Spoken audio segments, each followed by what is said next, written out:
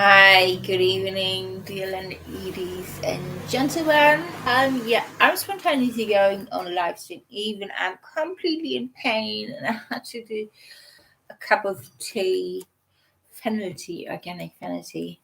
Yeah, I did something stupid. I, I should eat chocolate, dairy chocolate. That's really painful. Oh, really. But anyway, here I am now. Oops.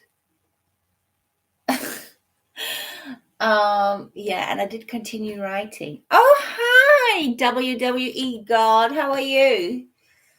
Um, so I did do a lot of writing, and then in German, and then yeah, I had to watch out to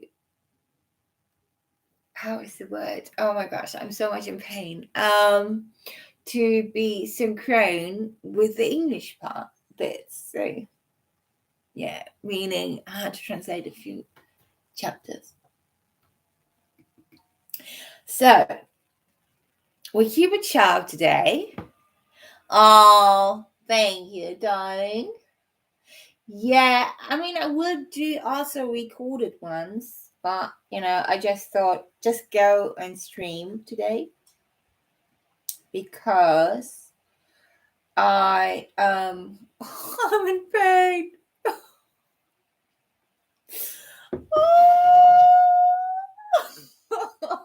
So, anyway, I'm do not procrastinate, in perfectionism, like sticking in perfectionism and stuff like that. I didn't want to do that. So I it's so painful. Oh.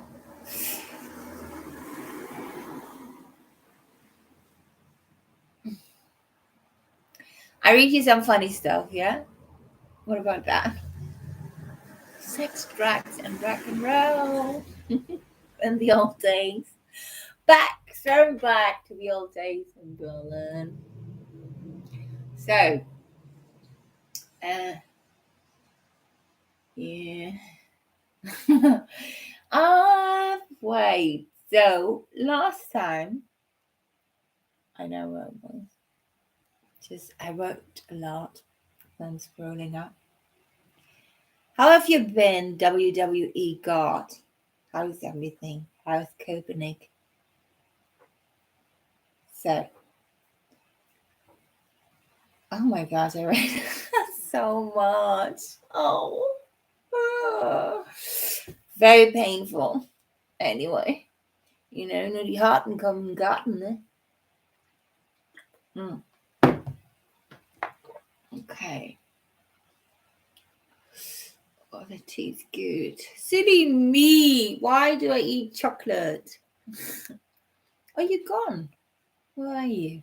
WWE God. He disappeared. Anyway, we go back on here. Yep.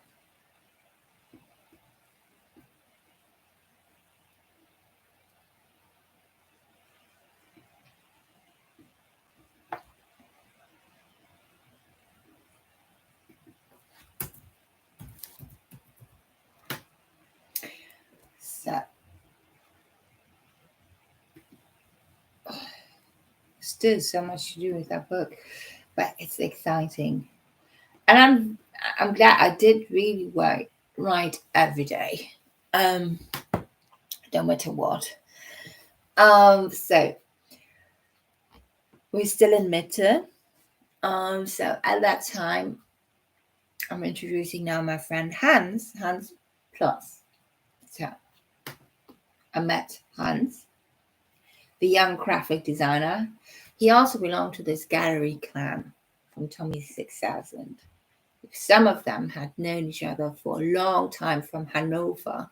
That's a little town, or little city, I'm sorry, little city in West Germany, North West Germany, where they speak the poshest German, so to speak.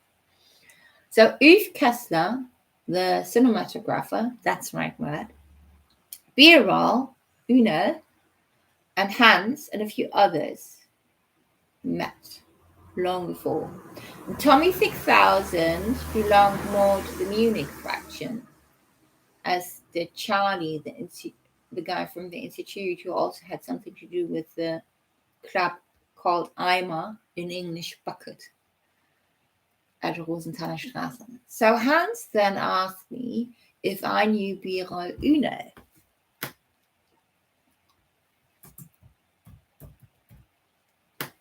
And I said, no, who's that? I wasn't familiar with the name alone, and it sounded so absurd because the word beer jumped out at me, Birol. Anyway, Hans said I reminded him a lot of Birol's ex-wife, the so-called Susie Becker and so on, whom I had never met in my life, I swear. So Hans said Birol Une, so Birol Une was his name, was a mixture of Al Pacino and the Turkish greengrocer around the corner. Yes. When he has a new role, he dresses up in it for weeks beforehand and goes out as a character he's playing, and that he never survives a film because he dies at the end in every production, be it through robbery, murder, or other stories. Well, that sounds interesting, I thought. So, one Sunday in August, at the beginning of September, something like that, I met Tommy 6000, Yves Kessler, and Kim Zamzeng at the gallery, and we went to an art thing at the Postfront, which happened all the time. Yes, and there was also the Birol Une, finally, who immediately took note of me and so on. Yes, I had a beige summer hat on and was otherwise dressed quite casually and cute. Birol came up to me straight away, beaming like a lion and all that, like a Casanova, leaning over and he's on my chair, on my, not chair, it was more an armchair. So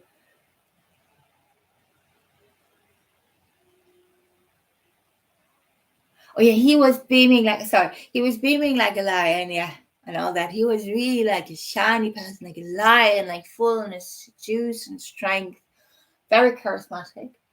And well, I sat down quietly on an armchair, and Birol followed me and sat down on the back of the chair like a Casanova and leaned over to me and told me who he was and all that, and that he was an actor. And sorry, that's Skype again. That he was an actor and had gone to drama school in Hanover and was an exceptional talent. Well, of course, I told him that I wanted to go to drama school myself, and so on. We chatted for a while, and Tommy was also known as a colorful dog. I mean, everyone knew Tommy. There was a lot of talk about art. I don't know everything about great projects. They did talk about projects for the project in the very distant future. And as I found out at some point, they never took place. They were just talking about art, literature, politics, and kind of showing off with their intellects and maybe comparing their penises in an intellectual way, you know what I mean? And yeah. And then I said almost nothing about it, but I was always welcome and invited. The truth is, I was super insecure. Couldn't really talk to them and didn't really dare to open my mouth. So I sat there and absorbed everything and looked at them all closely and really studied them, to be frank. Wow, what are you going to do if you're always in a tow and don't have anything else to do? Of course, you study the people and you watch them. Since the gallery clan was very disruptible, also partly justified, I was, for example, invited to the Institute in Münchstraße. That was a big gallery and event location. And I was always asked about the gallery and always asked how Tommy and Co were doing. That was good because it wasn't just a creative art space. It was a very dangerous place at the same time.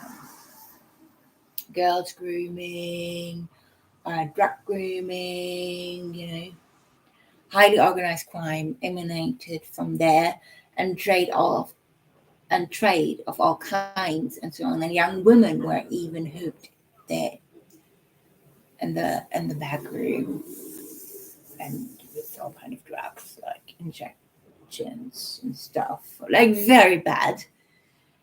Whenever me, as I was part of the gallery. The gallery clan was very disruptive, but they weren't bad fellows. On the contrary, they had their hearts in the right place. They were rough in their ways, yes, but they protected me and never lifted a finger. Like they never put a finger on me. I was youngest, like in a family. Like in German, we say nest taking. And I belonged to the clan. That was my salvation, I tell you that. Because the Byron Demala turned out to be a good-for-nothing rascal, and Tommy then nabbed me in on it, so I withdrew from this house and only had, from then on, Tommy and the gallery clan. For my birthday, I was allowed to throw a big party in the gallery and also installed the room with artwork and all these bits and bobs. Tommy then called me co-gallery owner, co-gallerist, which was great now that I was of age, really proud. So Tommy was also looking forward to the numerous drinks that would then be available to him at my party in the gallery. I generally invited everyone, told them to give me something something homemade and so on. And yes, I also got really nice little presents. I myself invested 100 Deutsche Marks in non-alcoholic drinks and nibbles. The rough guys took care of the other delicacies. Damian was unfortunately not present, and he was on a family visit in Poland. I walked down Rosenthaler Straße with Tommy in the early afternoon, one day before my birthday, to the Hackischer Markt to Spar, the supermarket, where we went in and bought for 100 Deutsche Mark, not kidding, stuff. Well, I just say, go once with a guy like Tommy 6000 and money in your pocket to a supermarket. That's really funny. Go shopping with Tommy when there's money. That's really funny. Yes, the shopping trolley was so full that we decided to take the trolley with us and pushed everything into the gallery. So full. Tommy really blossomed like a child who's happy as a lark. Everything was arranged for the birthday gallery party. We were all accelerated. I met up with my friend Lena late in the evening, who stayed over at my place in the gallery flat, as there was no one else there, and it was more pleasant to spend the night with Lena. Yeah. So on my birthday, there was something, but there was an unpleasant moment, namely my sperm donor,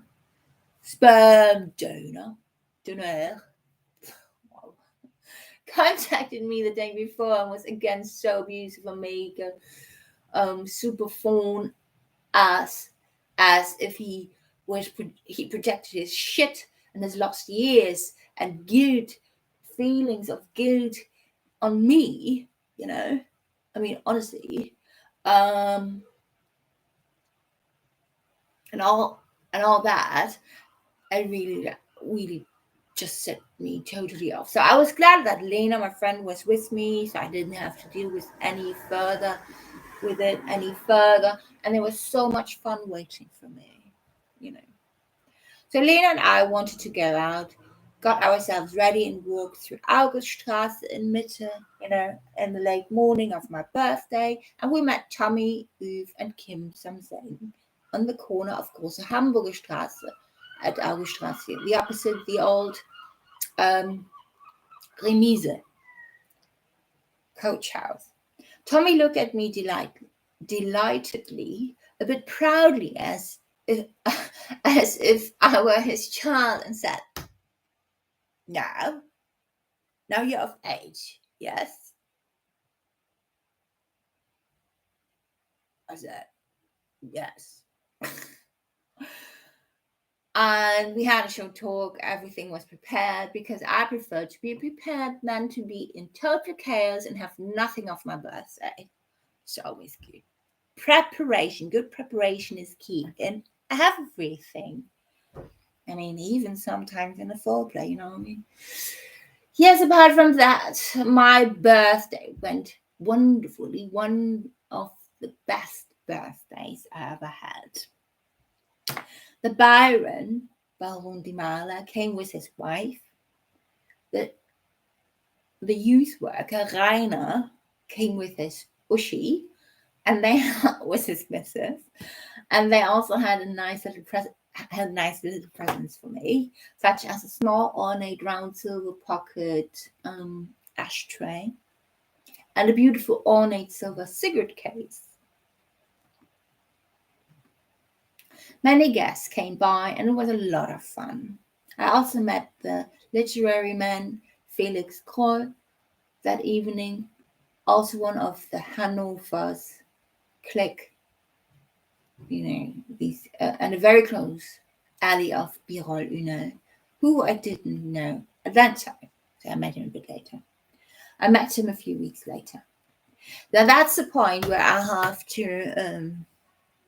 So I wrote a lot and took to account what dear Margaret Atwood says. Go with the flow and write down. But there's this particular chapter where I have to probably reorganize it. But I have a lot in writing and good stuff. So I'm kind of with the time zones, so I have to reorganize it. But that comes later. Will come later. I tell you, my tummy. What bombardment because of chocolate. Are you kidding me? So, Tommy, Lena, Kim, and a few others went to the gallery flat with me late at night, and we were really chubby. But yes, it was nice, and we made something big to eat. Fried us some cutlets and stuff, which Tommy didn't want to miss when we went shopping, at this like schnitzel, at the Spar supermarket at the Hackischer Markt. The next day, I needed a few hours to recover from my hangover, and I trotted over to the gallery with Lena in the late afternoon, wanting to tidy up and so on. Yes, when I arrived, the devil was late. Eve Kessler was super pissed and had already put everything back in order. He was screaming. Oh my gosh. Yes, I was a bit beside myself and apologized delicately and ruefully. I really wanted to tidy up. It's not bad, but I was like, oh my gosh. Well, I have to say, at the gallery, I got to know the elbow mentality for sure. Sometimes it was like this. So I came to the gallery for so-called gallery duty. The gallery looked like a bomb had gone off, and I was defiant, because I didn't see myself constantly cleaning what they had wrapped in their drinking binge. Tommy was the boss of the clan for sure. I was the youngest. Then came Kim something, who was only a few years older than me, and then some artists like Damian Lobuda, SP, and Xavier, and Yves Kessler, the gallery cinematographer. Tommy had the say, but I didn't give a damn. I rebelled, which cost me a lot of courage, because in truth, I was very shy. I am, somehow, and we're in a good timing. And Tommy always wanted to be in the know about everything and everyone of his clan. So, but I didn't let myself be pigeonholed or even be determined over my head. After all, I had other appointments and so on, and I couldn't be controlled, and was often the topic of conversations because the gang didn't always know exactly who I was. Well, I've never been someone you can put in a certain box. Wouldn't fit, One day, as I said, I was once again on a gallery duty, and Tommy sat on his throne and looked at me and said, "Well, little angel, you're going to give us another present?" Oh, no, you can say it differently in English.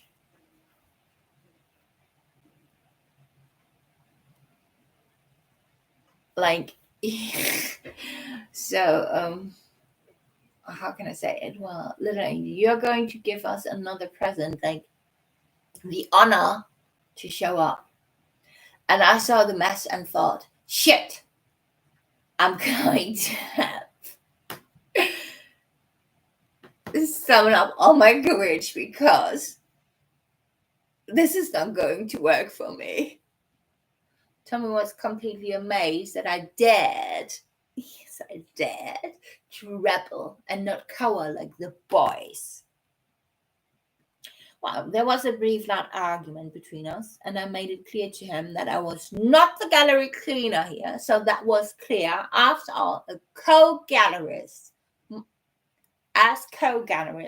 my attention was elsewhere for sure. Excuse me. And I turned around and walked to the Tachlis. And there's a former art house, which doesn't exist anymore since 2011-ish.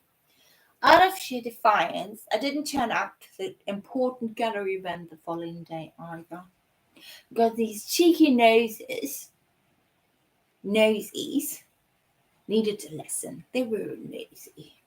3 days later, on a Sunday afternoon, Tommy came to our home in the gallery flat. There was a loud knock at the door like a thunderclap. Damian went to the door unexpectedly and opened it. Tommy said, "Where's that little bitch?" and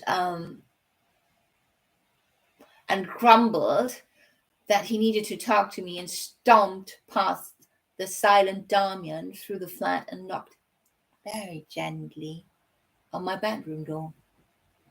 I knew it was Tommy. That's what my gut told me. So I sat down on my couch with my head held high and invited him in, like say, "Oh, please come in and do sit. How do you do?" This kind of thing. Well, Tommy was very quiet and sat down next to me, and as we talked, and we were friends again too. So Tommy left. Damian came up to me and wanted to know what the old man had to talk to me about, that he stormed past him so angrily into the flat, but suddenly everything seemed to be so quiet. And 10 minutes later, Tommy came out with a smile and just said to Damian, "See you later, Angel." He called everyone Angel. Yes, the tough guys didn't know that. I thought that was great. I woke up the Pippi Longstocking in me again. Ka-ching! Well, a good week later, I came by the gallery and there was Sonia, a religious studies student who had really let everyone have their way with her. I mean, everyone, I had a great deal of uh, self-importance. This stupid bitch. She let half of the Mitte circle between her legs, between her thighs. Sorry.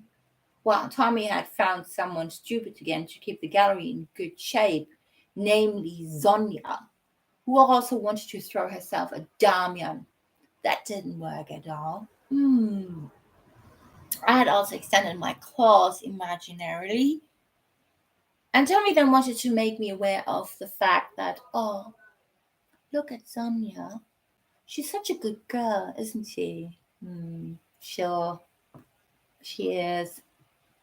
I saw her in the back, always standing up and then using a lot of hairspray, and I watched her walk along her, and I thought, you fucking bitch, you will be exposed for what you are, you fucked up bitch, just because you study religious studies. Oh, that's sweet.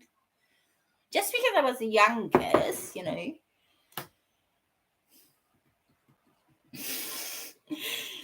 Yeah, Tommy, it's clear. Sure. Gotcha. Seen it all. So I used to meet up with Hans, remember Hans Plus, more often, or he had just stopped by at the gallery. And we'd all go to parties together, as he often did, at the Postfront at that time.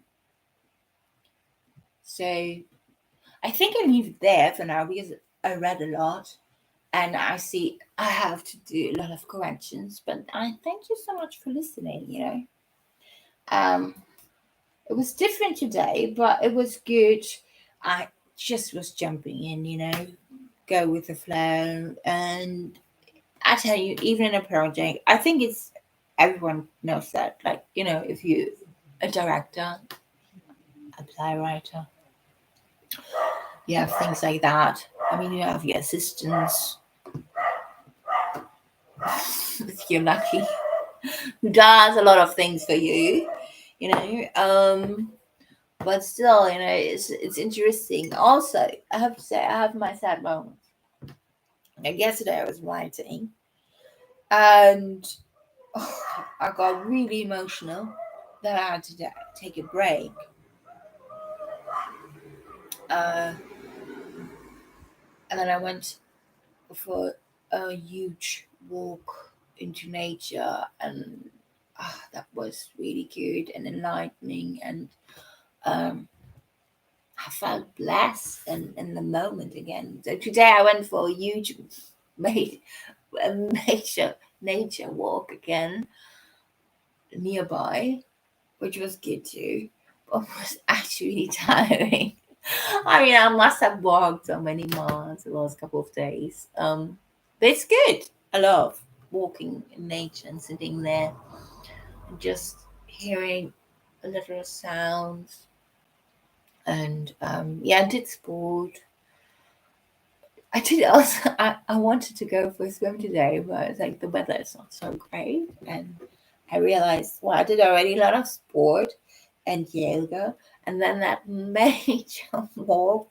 I think I'm good for that. I should have not eaten that chocolate, honestly. I know, that happens with certain stuff, and then I do it anyway, and then, I mean, I'm always drinking tea, but and then I need these fenner teas and stuff like that. Honestly, it's not fun having a sick stomach. But anyway, here we are, done it, and yeah, but it's interesting the process itself, especially as I have parts in it with real people I met, and that can be a bit emotional, And I don't feel emotions, as such. I don't. I mean, I just, take them as they come, But it's interesting also the process of writing, what comes up, and I always have now a little notebook with me if I have ideas and stuff. So yeah.